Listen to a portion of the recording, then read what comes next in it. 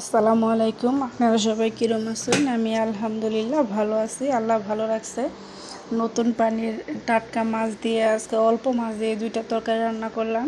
তরকারিটা খেতে কিন্তু খুবই মজা হয়েছিল, কারণ সব সময় তরতাজা মাছ দিয়ে অল্প মাছ দিয়ে রান্না করলে অনেক বেশি মজা হয়। এখানে আমি প্রথমে পেঁয়াজ কুচি দিয়ে দিলাম, পেঁয়াজ কুচি আর সস বাটা আর হলুদ মরিচের গুঁড়া, লবণ পরিমাণ মতো দিয়ে প্রথমে একটা তরকারি রান্না করব। আর দিয়ে দিলাম একটু সরিষার তেল। আমি দুইটা তরকারি আজকে সরিষার তেল দিয়ে রান্না করব।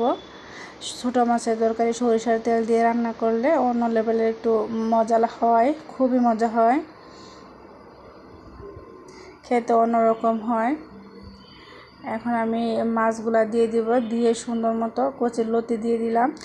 লতিগুলো কিন্তু দেশি লতি, সব কিছু মাছগুলাও দেশি, লতিগুলাও দেশি, এই জন্য কিন্তু খেতে কিন্তু অনেক বেশি মজা হবে। মজা হয়েছিল আসলে রান্নাটা, যখন দুপুরে রান্না করছি তো আমার ছেলে মেয়েও এই তরকারি দিয়ে ভাত খাইছে, ওদের কাছে নাকি অনেক মজা লাগছে। এখন আমি পরিমাণ মতো সব কিছু সুন্দর মতো মেখে পরিমাণ মতো পানি দিয়ে দেব। বেশি পানি দেওয়া যাবে না, বেশি পানি দিয়ে দিলে লতিগুলো একদম গলা গলা হয়ে যাবে। আমি লতি সমান সমান করে পানি দিয়ে ঢেকে দিব।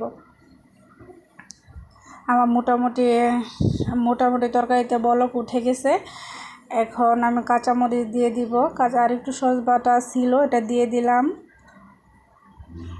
এদিক দিয়ে আমার এই তরকারিটা রান্না হয়ে যাচ্ছে। অন্য চুলায় আর একটু তরকারি রান্না করলাম। আমার হাজব্যান্ড অবশ্য এমনিতেই শুধু পেঁয়াজ মরিচ দিয়ে খাইতে চাইছিল, আর আমি চাচ্ছিলাম যে লতি দিয়ে রান্না করি, এই জন্য ওর জন্য আলাদা একটু ভুনা করলাম, আমার জন্য এইভাবে রান্না করলাম।